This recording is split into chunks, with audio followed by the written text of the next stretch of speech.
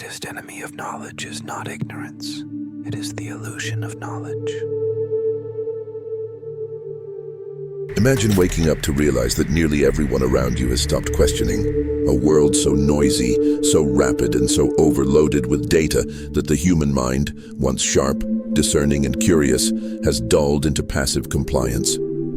Picture a society where skepticism fades, where the ability to reason, reflect, and challenge is replaced with knee-jerk reactions, shallow opinions, and endless echo chambers. In this presentation, we'll explore the unsettling disappearance of critical thought and the alarming growth of what many thinkers now describe as collective ignorance, a condition in which vast groups of people adopt shallow reasoning, accept ready-made stories, and surrender their mental independence without even noticing. By the end, we'll reach the most urgent truth of all, one that may determine whether we reclaim our capacity to think or surrender it entirely to a system that thrives on keeping us comfortably numb. Let's start with a hard reality. Real thinking is difficult, and in today's culture, it's often discouraged. The modern world rewards speed, emotional reactions, and conformity, not patience, depth, or contemplation. And this isn't an accident. From algorithms designed to feed you only what reinforces your existing views, to school systems that favor memorization over exploration, our society actively conditions us away from independent reasoning. Decades ago, linguist and political analyst Noam Chomsky warned of this, describing how institutions engineer what he called the manufacture of consent. When people are taught to consume without questioning, to agree without understanding, they become easy to steer and easier still to deceive. Critical thought, once seen as essential, is now treated as inconvenient. It disrupts outrage culture. It slows down viral arguments. It undermines rigid ideologies. Simply asking, "Is this really true?" has become dangerous in a world obsessed with being right. So how did we arrive here? One major culprit is information overload. Neuroscientist Daniel Levitin notes that today, the average person processes 5 times more data in a single day than people did just a few decades ago. We're flooded with notifications, headlines, ads, and updates from the moment we wake up. Our brains were never designed for this torrent of stimuli. Overwhelmed, the mind cuts corners. It defaults to shortcuts, biases, and groupthink to handle complexity. Instead of carefully weighing ideas, it looks for cues from peers, influencers, or perceived authorities. This is called social proof, a survival mechanism that's easily exploited. How often have you assumed something was true simply because a post had thousands of likes? That wasn't reason, it was a shortcut. This is how collective ignorance spreads, not because people lack intelligence, but because they've been conditioned to follow signals rather than question them. Another troubling factor is the decline of deep reading.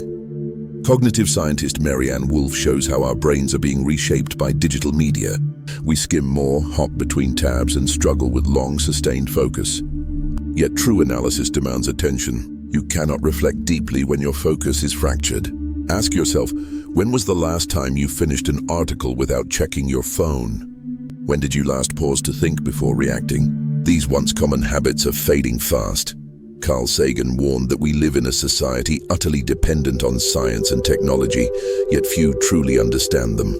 His fear wasn't ignorance alone, it was the erosion of the ability to think critically about the very systems we depend on.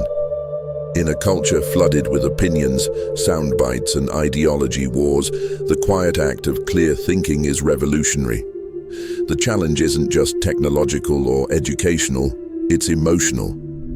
Critical thought is uncomfortable. It requires admitting ignorance, facing contradictions, and enduring the clash between belief and evidence. In a culture that prizes certainty, identity, and confidence, this discomfort feels threatening. So instead of questioning, we defend. We cling to our tribes. We parrot slogans. We avoid confrontation. Philosopher Erich Fromm noted that many people secretly wish to surrender their freedom of thought, because real freedom comes with responsibility, and responsibility is frightening. Thinking for yourself means owning your ignorance. It means standing apart from the crowd. For many, that's too heavy a burden, so they choose comfort, distraction, and simplicity, and in turn become easier to control. Social media amplifies this problem to unprecedented levels. What began as a tool for connection has devolved into a battlefield of outrage cycles, opinion wars, and algorithmic manipulation. Platforms are designed not to make you think, but to keep you scrolling, reacting, consuming. They reward emotional responses, not insight. They promote division, not understanding. And in this endless noise, reason is drowned out. Marshall McLuhan foresaw this in the 1960s when he wrote that the medium is the message. The medium itself reshapes how we think. Today's platforms reward speed over depth, outrage over nuance, and certainty over humility. Truth matters less than virality. Agreement counts more than evidence. This is cognitive conformity at its most dangerous, not political, but psychological. So what can be done? The answer begins with asking sharper questions. Who benefits from the narratives you're given? What assumptions underlie your certainty? How often do you engage with perspectives you disagree with, not to attack, but to understand?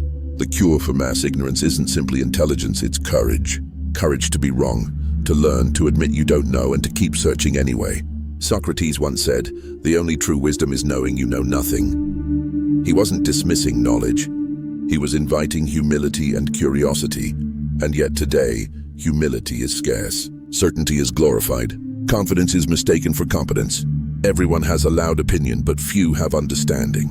True thinkers are often quiet because they know wisdom grows not from noise, but from reflection. If you abandon your capacity to think for yourself, you're no longer free. You're a puppet. And the strings are real. They're economic, political, and cultural. Companies profit from your distraction. Politicians thrive on your outrage. Institutions rely on your obedience. But once you reclaim your mind, the illusion starts to crumble. You become harder to manipulate. You stop being a passive consumer and become an active seeker of truth. History shows that progress always comes from those willing to think differently. Galileo, Darwin, King, they were ridiculed, silenced, attacked. But they thought anyway. They spoke anyway. And their refusal to conform reshaped the world. Of course, thinking critically is costly. It may bring isolation or ridicule, but it also brings clarity, integrity, and strength, the courage to hold beliefs that are truly your own. The deeper issue, however, is fear. People are not incapable of thinking critically, they're afraid of where it might lead. To think deeply is to risk unraveling cherished beliefs, identities, and group loyalties. In a time where identity is treated as sacred, questioning ideas feels like attacking the self. But you are not your ideology, not your party, not your group. You are a human being capable of growth and change. The most profound truth is this: critical thought is not just intellectual, it's spiritual. It means valuing truth over comfort, growth over certainty, freedom over approval. It means living with eyes open, even when the light burns. It means questioning not only the world, but yourself. Ask, why do I believe what I believe? Where did it come from? What part of me resists letting go? That is where wisdom begins, not in slogans or certainty, but in reflection, humility, and honest dialogue.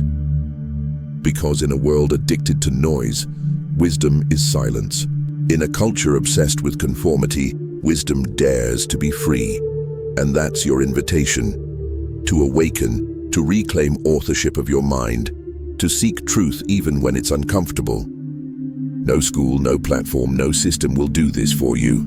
The responsibility is yours, but with it comes liberation. The world doesn't need louder voices or sharper arguments. It needs deeper minds. People willing to say, I don't know, but I'll learn. People willing to think when everyone else is reacting. People willing to choose clarity over comfort. The rise of collective ignorance is not a cause, it's a symptom of distraction, fatigue, and fear. But every time you pause to reflect instead of react, every time you ask instead of assume, every time you choose truth over convenience, you push back against that tide. So as we close, remember, the most revolutionary act you can commit today is not to shout, not to conform, not to repeat, but to think. Let others drift through life on autopilot. But not you. You are awake now, and once you awaken, you cannot return to sleep. If this resonates, share it, not for likes, but because it matters. Leave your reflections below. Dialogue is where critical thought grows. And know this, you are not alone. A quiet revolution is already underway, not of noise but of awareness. And it begins each time one person dares to ask the harder question. Let that person be you. Stay curious, stay awake, and above all, keep thinking.